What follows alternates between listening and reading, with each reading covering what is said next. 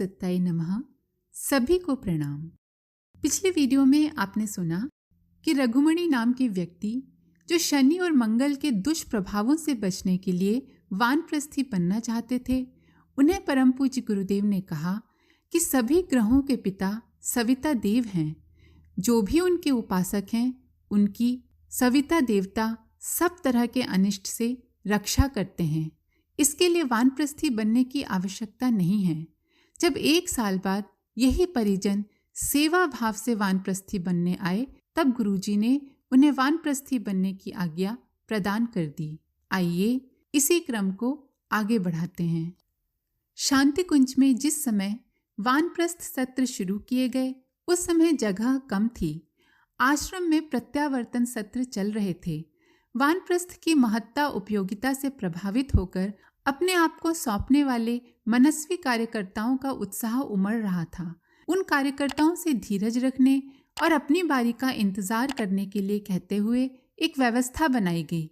गुरुदेव ने तब परिजनों के आग्रह का उत्तर देते हुए लिखा भी था कि कुछ ही दिनों में ऐसा प्रबंध हो जाएगा कि 100 वानप्रस्थी एक साथ प्रशिक्षित किए जा सकें। मई-जून 1974 तक 4 शिविर हो चुके थे।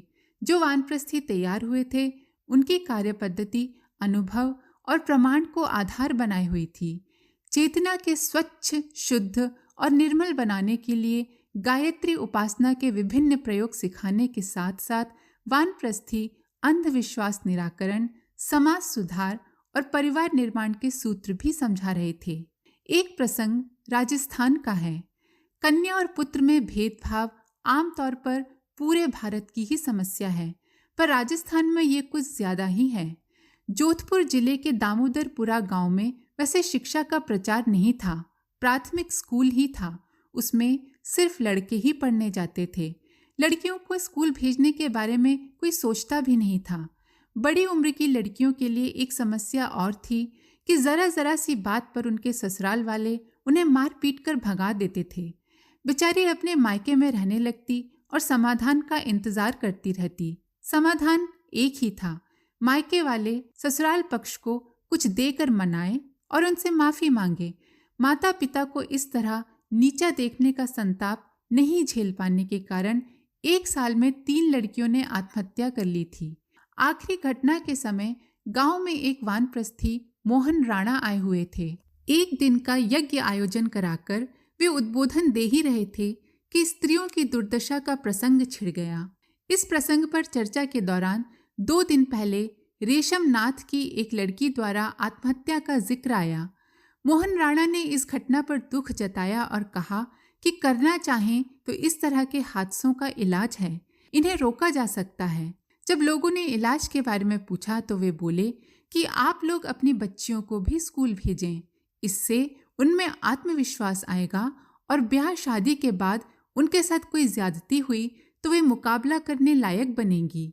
गांव वालों में कुछ ने तो इस सुझाव का महत्व समझा और अपनी बेटियों को स्कूल भेजने के लिए तुरंत रजामंदी जता दी।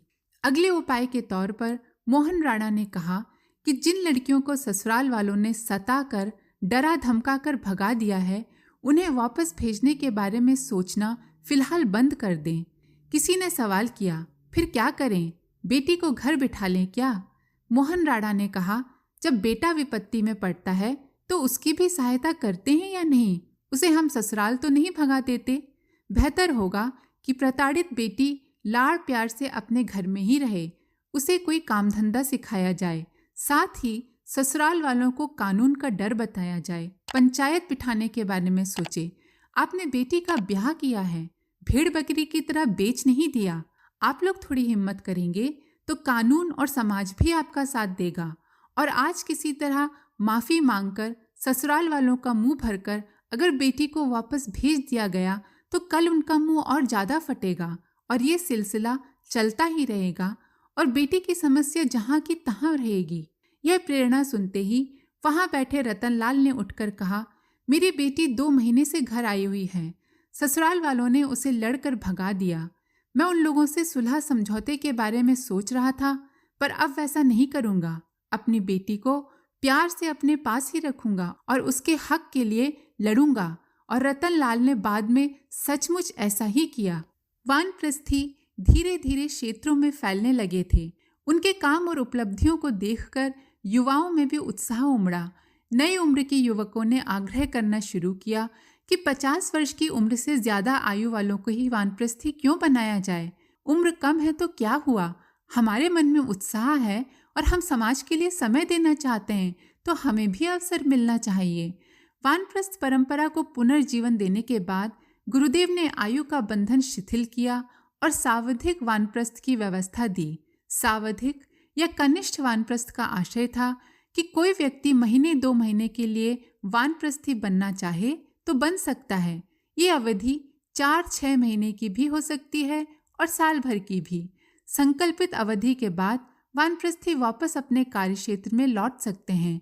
इस नई व्यवस्था ने वानप्रस्थ आंदोलन में प्रवाह उत्पन्न कर दिया था। युवकों के समूह उमड़ने लगे और कुछ स्थानों पर तो छात्रों ने साल भर के लिए पढ़ाई स्थगित कर इस साधना को जीने का फैसला किया। उनके उत्साह को मान्यता दी गई और अपनाया भी गया। आरंभ से ही वानप्रस्थ शिक्षा के 2 वर्ग रखे गए थे। एक वर्ग उन लोगों के लिए था जिसमें उन्हें रहना तो अपने ही घर में था। अपने घर में रहते हुए ही उन्हें आसपास के क्षेत्र में काम करना था। ऐसे व्यक्तियों के थोड़े बहुत पारिवारिक उत्तरदायित्व शेष थे। घर, गांव या नगर में रहते हुए वे परिवार के दायित्व और समाज साधना दोनों ही साथ साथ चला सकते थे। दूसरा वर्ग ऐसे लोगों का था जो पारिवारिक दायित्वों से पूरी तरह मुक्त हो गए थे। पूरा देश और समाज ही उन्हें अपना परिवार लगता था। शांतिकुंज का वानप्रस्थ विभाग उन्हें जन जागरण के अभियान में जहां भी भेजना आवश्यक समझता वहां भेज सकता था। ऐसे वानप्रस्थियों की कक्षा और स्तर में सावधिक वानप्रस्थियों की तुलना में अवधि की दृष्टि से ही अंतर था। बाकी साधनाएं तो दोनों से एक ही तरह की कराई जाती, प्रशिक्षण भी एक ही तरह का रहता। सावधिक वानप्रस्थी शिक्षण प्राप्त कर अपने घर लौट जाते, जबकि स्थायी साधक अपने आप को पूरी तरह मिशन के हाथों सौंप देते थे।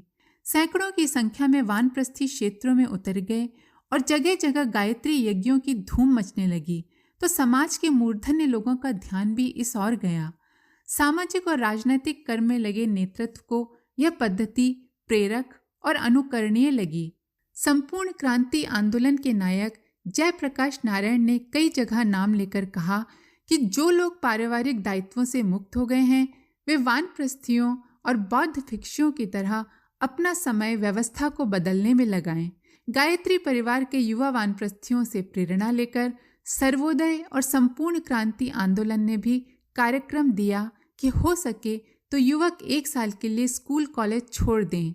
साल भर नहीं पढ़ेंगे तो कुछ नहीं बिगड़ेगा, पर इस अवधि में व्यवस्था परिवर्तन के सूत्र साधने की कोशिश गर्म लोहे पर चोट की तरह होगी। इस अवसर को नहीं चूकना चाहिए। सामाजिक और राजनीतिक आंदोलन द्वारा की गई इस अनुकृति का जो भी असर हुआ हो, वानप्रस्थ आंदोलन उत्तरोत्तर गति पकड़ने लगा था। सावधिक वानप्रस्थी ही नहीं, युवा कार्यकर्ता भी अपने कंधों पर पीला दुपट्टा रखने लगे थे। ज्यादा नहीं तो 5 मिनट ही सही जप ध्यान करने, सत साहित्य पढ़ने और समाज में शिक्षा का माहौल बनाने जैसे कार्यक्रम युवकों को ज्यादा लुभा रहे थे। वे इन कार्यक्रमों में जुटने भी लगे थे। महाराष्ट्र के रामटेक नगर की घटना है। सभागार श्रोताओं से खचाखच भरा हुआ था। करीब 250-300 लोग जमा हुए थे। शांतिकुंज से 12-13 साल की लड़कियां नवयुग का संदेश सुनाने आई हैं। इस सूचना ने ही लोगों को रोमांचित कर दिया था। जिस उम्र में बच्चे ठीक से बोलना, उठना बैठना और व्यवहार करना भी नहीं सीख पाते, उस उम्र में कन्याएं अच्छे अच्छे वक्ताओं को मात देती हुई प्रवचन करने आई हैं। ये जानकारी लोगों में चर्चा का विषय बनी हुई थी।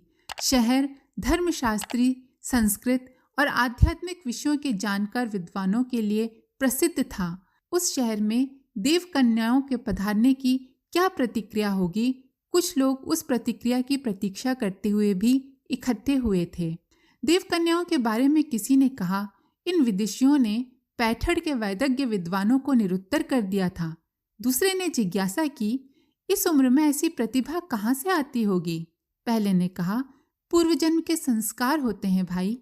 विद्या, ज्ञान और तप जन्म जन्मांतरों तक साथ साथ चलते हैं। तीसरे ने गुरुदेव का ही एक प्रसंग सुनाया। उसने कहा, सन 1968 में रायपुर के एक कार्यक्रम में 7-8 साल की एक बच्ची ने गीता रामायण के श्लोक और चौपाइयां उद्धृत करते हुए धारा प्रवाह प्रवचन दिया था।